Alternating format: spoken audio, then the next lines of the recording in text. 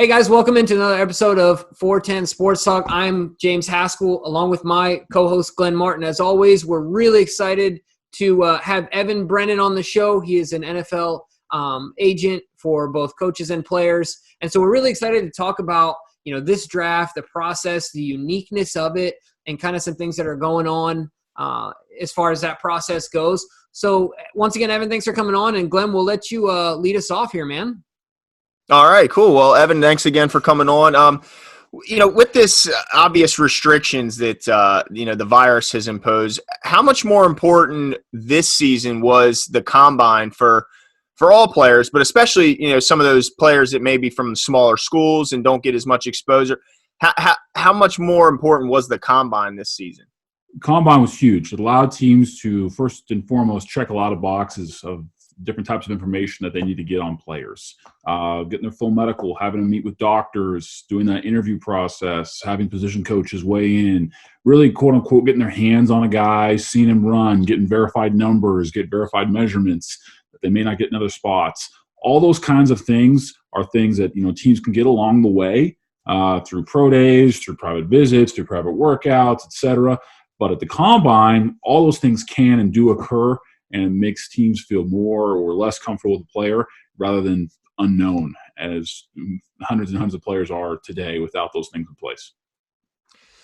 Yeah, that's a really good point. One of the things that Glenn and I were talking about is we were preparing to, we really wanted to have some questions, like Glenn said, unique to COVID. And one of the things we were talking about is, with all the training and preparation it takes to get athletes ready for the combine, do you think it would ultimately be better for everyone if the athletes took the time to better their game rather than prepare for a lot of those specific drills that they're doing? Or is it something that you see as enough of a value to where it's worth spending time on those things that they specifically do in the combine? It depends on where you are on the chart. If you're the first, second round pick and you're pretty much going to get drafted, yeah, probably behooves you to get ready for camp already. If you're a guy that needs to catch the NFL's attention or a guy that has, less of a chance, you need to grab their attention by showing them that you have traits, whether that's freak speed, freak agility, great size, whatever it may be, and then you get your shot to dominate at the game itself. So I can see a guy, like I said, that's really high up on the charts being like, look, man, I'm getting drafted no matter what. Teams love me no matter what I do pretty much. I'm ready to go have a long career. But for everyone else that's not in that boat, they need to grab the team's attention and show that they have NFL measurables. Now, as a follow-up to that, one of the things that I often think about is I feel like when you watch on TV as a spectator, the 40 is what gets all the attention, or at least seems to be like the sexy drill in the combine. Is there another one that you've seen GMs and front offices and scouts put a lot of stock in aside from the 40? Now, I know that could probably depend on the position, but at least overall, is there something that you see that they take a lot of, that they pay a lot of attention to? It is position by position, but the bottom line is if you're a corner or a receiver and you can't run in the certain metrics they want, it's going to be really painful to your stock. But, interior linemen, you look specifically at the agility drills, they call operating in a phone booth, the 3-cone and shuttle. 40 is not quite as important. The jumps can be important to show explosion. D linemen, the 3-cone is really important to make that turn, as they call it, bend around that corner. So it's position by position, but there are a couple of drills where you just got to be fast, you got to be explosive, and if you're not, it's going to hurt. Yeah, and when I'm talking about the combine, obviously the ultimate goal is to be drafted. But do you find it in some situations it may be better for the player to be an undrafted rookie free agent rather than be picked in the 6th or 7th round? And also, is there ever a scenario where the undrafted player can make more money in their first contract than a late round pick? I get that question a lot, and it really depends on the team drafting you. There are two different types of teams in how they draft. Some teams draft for best available, and they may not really have a spot for the guy, even if he is drafted. If you're a 6th, 7th round pick and you go to a team that just had you as the best player on the board, even though they're stocked at that position, you don't want to get drafted by that team. Some teams draft for need, and that's a team you do want to get drafted by because if they're picking you, they have a need for you. So what I always tell guys is if you're going drafted, you want to go for need. And that can be better than a guy that got drafted out of just best available. So it just really varies team to team to team. As far as, guaranteed money, teams can offer some pretty enticing things for undrafted free agents. They can offer a signing bonus. They do have a pool of how big those things can be for the entire undrafted class. What they can also do is called a paragraph 5 guarantee, where they guarantee a portion of their salary first year. So if we're talking overall guaranteed money, there is a path for like the top 2, 3, 4, 5 top undrafted guys that teams probably had anywhere from a 4th to a 3rd round grade on that somehow slipped. Lyle Collins comes to mind for the Cowboys, had a pretty high grade that got undrafted. He got all kinds of crazy guarantees. But like I said, the kind of guys that are getting that kind of money, that kind of guarantee, by the way, that's not money up front, that's just guarantee at some juncture during the first year. Those are guys that really should have gone mid-rounds or higher.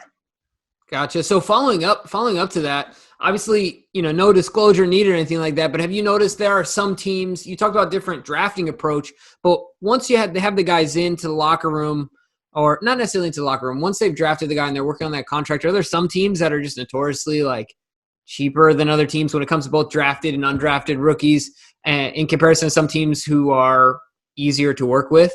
On the rookie deals, most of the deals are slotted. There's not a lot of negotiation that goes on with the rookie deals. You're mostly fighting over what's called split language, what happens in the event the player's injured and whether or not they're paid the full amount or a split amount. That's really what you're working on.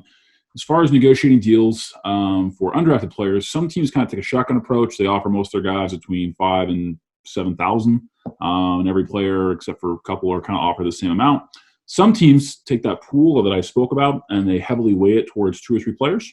I call them the 8th, 9th, and 10th round picks, and then everyone else gets 1,000 or less. And they kind of identify these are guys that are going to make our team, and you guys, camp bodies. Wow. All right. You need the camp bodies. You need them arms. You need them legs. You need them all. So, let me ask you this: when leading up to the draft, are there times where you as an agent have to have those kind of reality check conversations, maybe with some of your players that are expecting to go much higher, but you need to temper some of their expectations? Yeah, that come to Jesus talk, right? Yeah, I mean, a lot of times you have with it whether or not they're going to get drafted, and that's an easy conversation to have just by the numbers. And so, look, if you didn't go to the combine, in a normal year, there are 35 guys or so that do get drafted that don't go to the combine. Now, I've represented the most players over the last couple of years that didn't go to the combine that did get drafted. But reality needs to set in with those kind of guys is like, look, if you didn't go to the combine, this is your chance. This is real reality. It's going to be very difficult to get drafted. It's possible, but it's tough. And we kind of break it down by, hey, if teams are calling me and trying to sell me on priority free agents, even if they have a draftable grade on you, probably not looking to spend it on you. They're looking to target you as a high PFA. And those are tough conversations to players that have been all conference players. Some guys that even went to the combine, a third of those guys on a normal year are not going to get drafted. So you got to temper expectations. That's how you do a good job as an agent and avoid real big emotional outbursts later on, is by letting them know, hey, this is where it is. And there's the undersell, over deliver axiom to all sales that you always want to do as well. Right. One of the things I often wonder, based on the fact that, I mean, these are young guys coming out of school who have put their whole lives into this opportunity, right? They've invested a lot, both emotionally, physically, and just time. So I'm assuming that there are times where something is best for the player. He might think something else is best. Do you ever have to make decisions where maybe at the moment he's going to say, he's not going to be happy about it, but long term he's going to realize that that's the best decision for him. Does that make sense?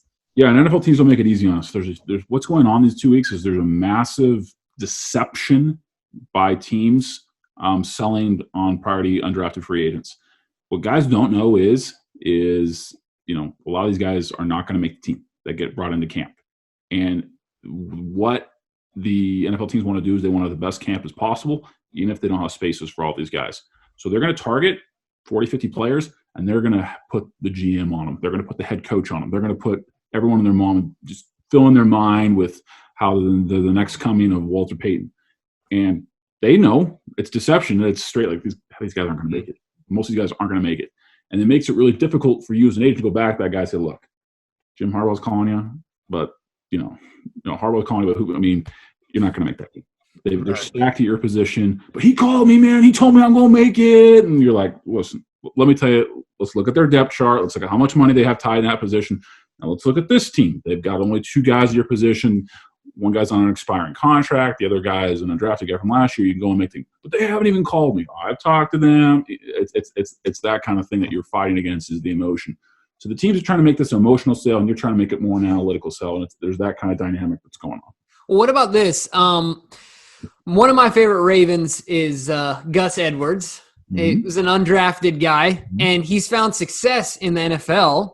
I think especially when you're talking about an undrafted guy, his first time on the playing field, he really, playing with Lamar Jackson, he ran for 700 yards, I think it was, in those 8 weeks or something like that, Glenn. When, the first year that him and Lamar went 7-1. And then last year he played well as well. How do guys that are undrafted work through that process from being on the practice squad? How do they find success and their way on the field? I'm sure there's a lot of patience involved, but what are some key things you've noticed that guys have been able to do to find success in those type of situations? First and foremost, most of the undrafted guys that make an active roster had a draftable grade. So the team, you can't make a team unless a team likes you. And sometimes it's impossible to force a team to view you any more than a camp body. And so as an agent, you just try to not represent camp bodies ever, because changing perceptions in the NFL is nearly impossible. So mostly undrafted free agents that you see that make it, the team liked him. They just didn't have a draft spot for him, but had a draftable grade on him. What I tell guys, though, that are not that position per se, is make yourself versatile and don't make mistakes. Teams, you muff a punt, you're done. You miss a block, you could be done, especially if teams don't have a high grade on you going into this process. Make yourself versatile. If you're an offensive lineman, snap, play as many positions on the O-line you can. If you're a receiver, return, make tackles on special teams, be a gunner. Just do everything you can. You're not going to get a lot of reps. This isn't like college where you were the man on campus. You may only get 5, 10, 15 reps all of practice. Every single rep is what I call a Hall of Fame rep. And if you're able to do that, practice after practice, limit mistakes, pick up the playbook quickly, have Hall of Fame reps, you're going to start moving up. And even if you start out as a camp body, if you can just survive past some of the initial waves, you're going to have a shot to make practice squad. And even if you don't make that team's practice squad, there's preseason games where teams can see your tape. And a lot of these teams have joint practices. I've had guys get cut off teams and signed to the other team that they had joint practices with, because the other coach was like, who's this guy that's blowing us up? Yeah. Go back to their college scouts and be like, what was our college grade on this kid? It was actually kind of good. Yeah, let's target this guy. Right. Yeah, no, that makes sense. I mean, coaches want strong practices. Iron sharpens iron, as John Harbaugh always says. When you're negotiating with between teams and prospective players on where to go if they end up being undrafted, or even if they're already a veteran in the league and they're a free agent, how difficult can it be to deal with parents that are too involved and want to make every decision on where they play, how much money they're willing to accept? How difficult is dealing with those, or is it often sometimes helpful to have a parent in your corner on an issue and help the athlete do what's best for him? So I have a 29-point checkpoint when I recruit a player, and one of those checkboxes is the parents. Yeah. How much are they going to listen to us? How much do they value us? How much do they think they know? All these kind of checkpoints. So some of that begins when you start first talking to a player in college and getting to know his family. Is this going to be a headache 3 years from now? It's kind of the guy that wants to tell his lawyer how his representation in court goes without a law degree. You know what I mean? Yeah. Everyone thinks they're a GM. Everyone thinks they're an agent. So it's that kind of thing.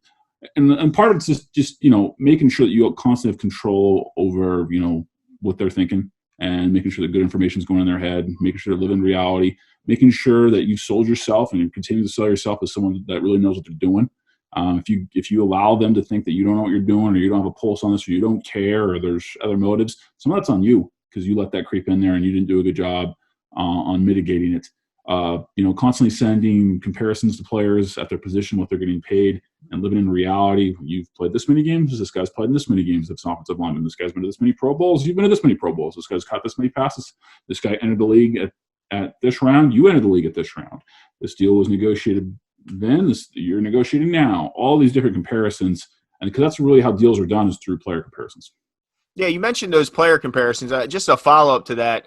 So does it make it much easier to negotiate player contracts when it's like a position that accumulates stats like wide receiver or running back, or rather than an offensive line or defensive lineman, where it's kind of sometimes can be hard to quantify their value on the field?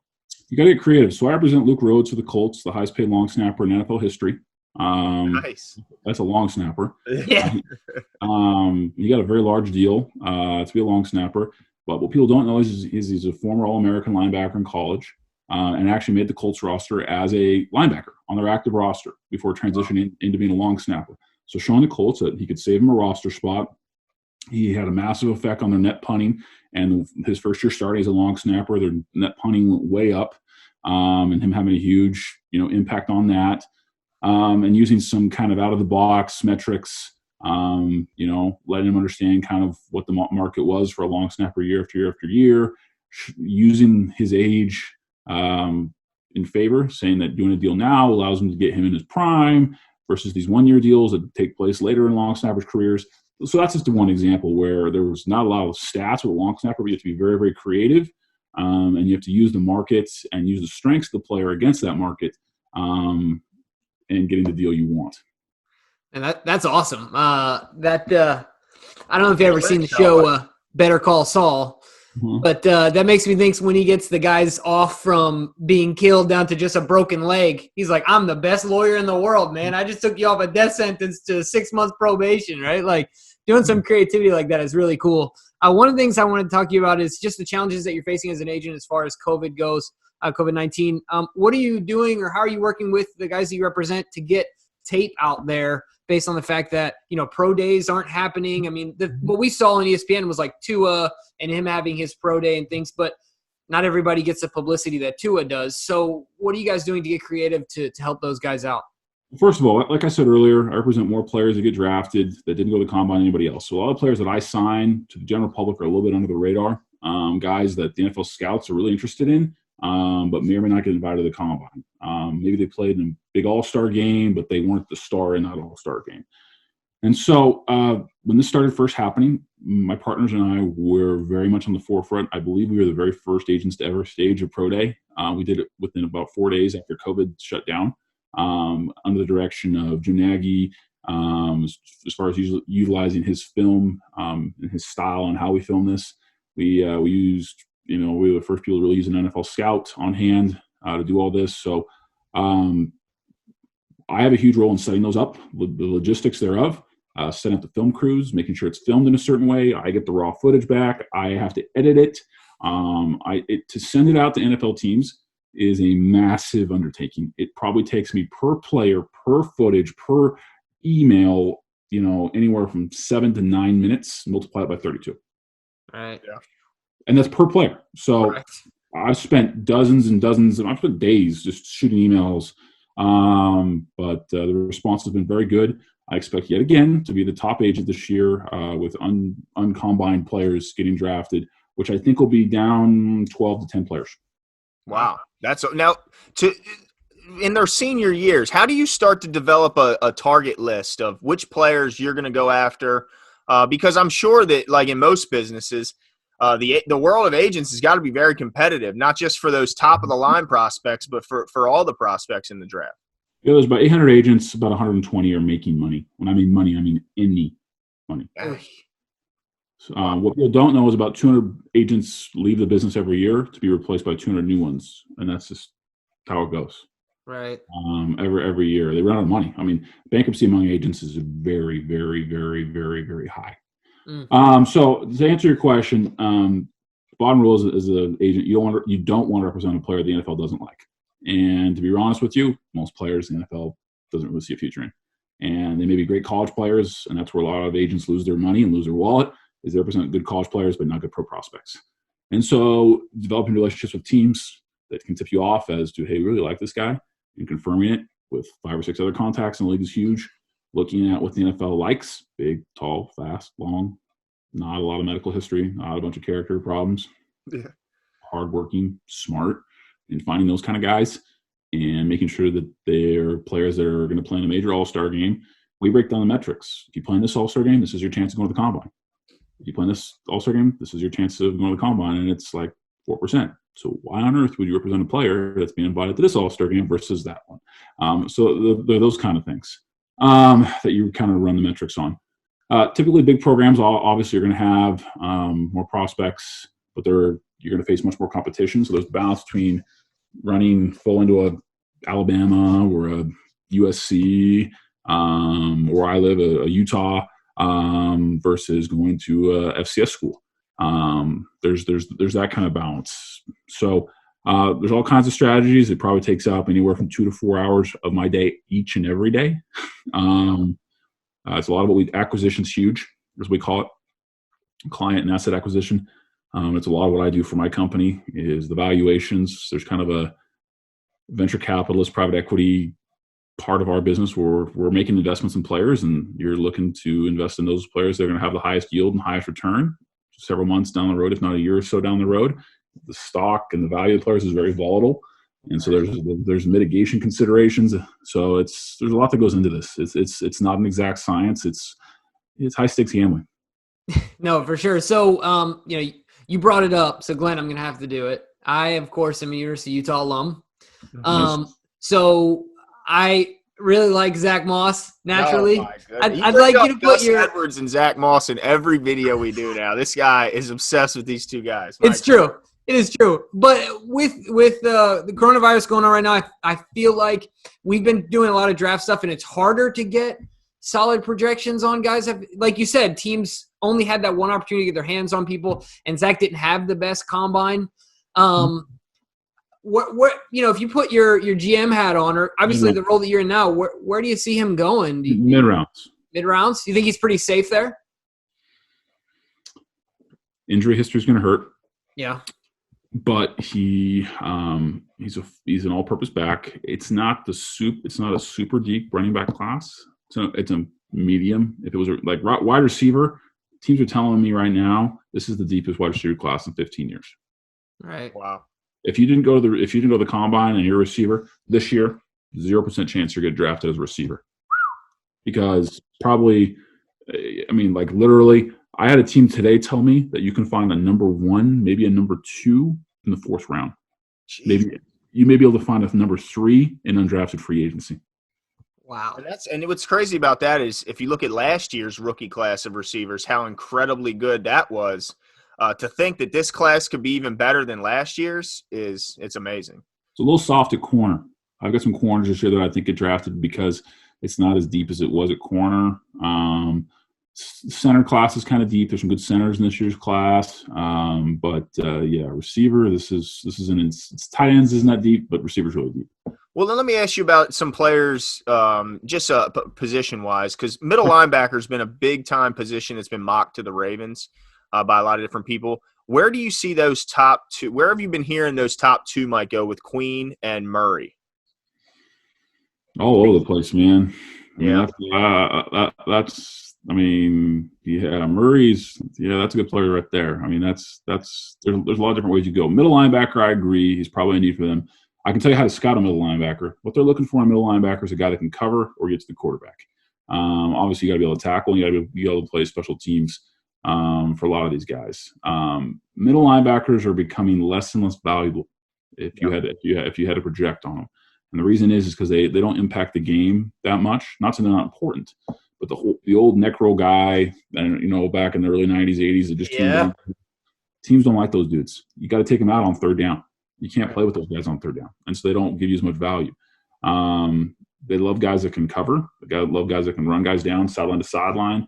And so as they're looking at middle linebackers, look for guys that they can use in a lot of different ways, have great hips, that can turn around with a tight end, can even line up on a receiver without having to take him out, where if a team goes hurry up, they don't have to go pull that guy out. He's not getting targeted by the OC as a liability. So every time I look at a linebacker, particularly on the inside, I'd say, is this a guy that's going to be a great interior blitzer, or is this a guy that's got great hips and great speed? And these tight ends now, they're running the 4.5s, no problem. That's how you scout a great middle linebacker. Wow.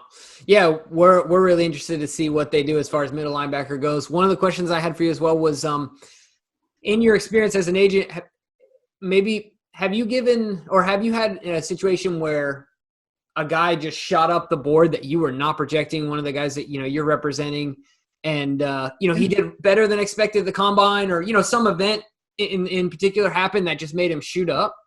So I represent Stanley Thomas Oliver this year. He's a cornerback out of FIU. I was like one of the only agents that even talked to the kid. And at the time, I broke my own rule. He only had an invite to the Tropic Bowl. That was it. And that would happen like right as I was signing him. He's, a 6'1" corner and a great athlete. He killed the Tropic Bowl, and he got moved up the next week to go to the East-West Shrine game, which is the second best All-Star game. Mm-hmm. I'm like, oh, that's really cool. And then all of a sudden, as soon as that came in, he got a combine invite. Wow. And then he ran sub 4, and then he ran sub 4.5 at 6'1". And it's looking like he's probably going to get drafted. So that's a guy that in January, we were like, yeah, good priority free agent, probably practice squad guy. So that could be a 5th-round pick. Wow. Man, that's awesome. Yeah, that's the kind of stuff I like hearing, those success stories. But 6'1" corner could run. Yeah, you got to have those baseline things, I guess. Yeah, no doubt. Well, so let me ask you that. I've heard people say in the past that when players maybe have risked it, maybe decide to sit out to try and acquire a long-term deal rather than play under a tag. And I've heard some people say that maybe that player doesn't realize that the agent works for him, and they think that the agent's kind of pushing him to sit out when maybe it's not best for the player. Do you see that often where the agent dictates to the player what to do and maybe sometimes missteps a little bit? I've not seen a lot of agents misstep, especially with high-caliber players. You don't get to be a high-caliber agent representing big-time players unless you know what you're doing. For the most part, I'm not saying that it's always the case. There are some instances in which I think there's some really dumb moves. But to represent a player that's even you can consider holding out, and you beat out a lot of dudes, hundreds, probably to represent that player. And a lot of people vouch for you. The chances of him being incorrect or wrong. Now, so some of your questions about relationship. The player should probably trust the agent in doing that. There's not a ton of scenarios in which I think it's smart to hold out. They do exist, but you've got to have real leverage over a team to make that worth your while. And there's very few players that I think that really have enough leverage to do that. Most of the time it's detrimental, but I admit there are a couple cases in which you could really force a team's hand by holding out. You got to bear in mind too that if you hold out, if you go into a 3rd or 4th deal, teams are going to be weary of that and knowledgeable that you've done that before, and that could come into play as well. And so you've got to understand that if you go, as I said, the nuclear option and you hold out, that's forever on your scorecard. You better get your money. You better get your money because next time you try to pull that card, teams will be like, Right. Yeah, we saw it turn out very differently for Zeke Elliott in comparison to Melvin Gordon. Two very different outcomes. One of the things I'd be curious to know is what your thoughts are as an agent when it comes to a guy like, for example, Lamar Jackson. Mm-hmm. It's funny because people say that his mom is his agent, but if you talk to anyone in a circle, they'll correct you and say his mom is his manager, not his agent. Different.